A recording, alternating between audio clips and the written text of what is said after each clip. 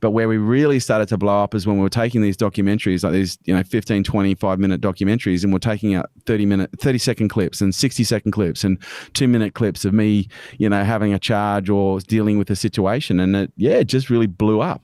And look, I think it resonated for a whole range of reasons.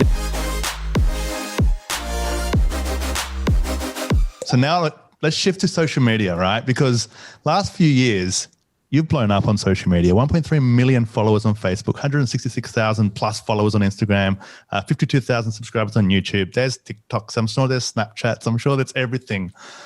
How?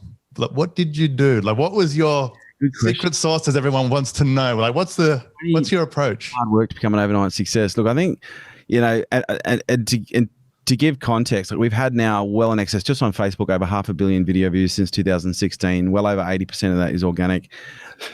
So we don't just have followers, like we have very high levels of engagement, in the millions. And so for me, look, I got lucky, and by lucky I meant, timing. There was an intersection of timing and knowledge and experience where, I bumped into a guy called Gary Vaynerchuk, who you know as well.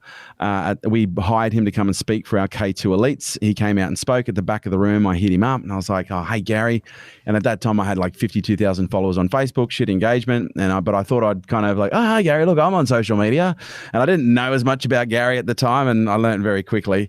And yeah, he spent 15 minutes very kindly just taking me apart and just telling how much my social media sucked. And I went away that Christmas 2015. I was like, right, something's got to change. I need to make a serious shift. And I had 6 weeks off, and it was too long, but it was good because I got bored. And I decided, right, social media is going to be it. And so I came back, hired a filmmaker, literally the 23rd of January.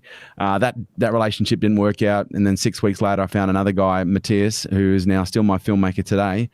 And I just got a guy just to follow me around with a camera. And we initially launched with a piece of content called The Social Experiment, which was just a documentary of behind the scenes of me transitioning between a traditional marketing business and a social media marketing business. And that became what you'd call a pillar piece of content.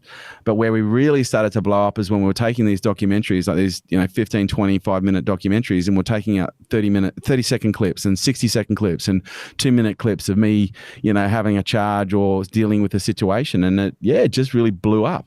And look, I think it resonated for a whole range of reasons. People say, and by the way, oh gosh, I remember this is back in the days when we were getting like, reach of, 30 million in some cases a week, organic, and that was, going back a while. But it just blew up and it just kept on going and going and going and going and going. And it was really quite humbling. But the only thing I can really put it down to is, apart from really good timing, is really good quality utility content that was marketed in a very strategic way so that it didn't look like marketing, that solved a whole bunch of people's problems without him having to spend a cent with me, that made me endearing. It built trust, it built rapport. And as a result, it created a flood of not just interest and engagement, but also, revenue and sales in the back end.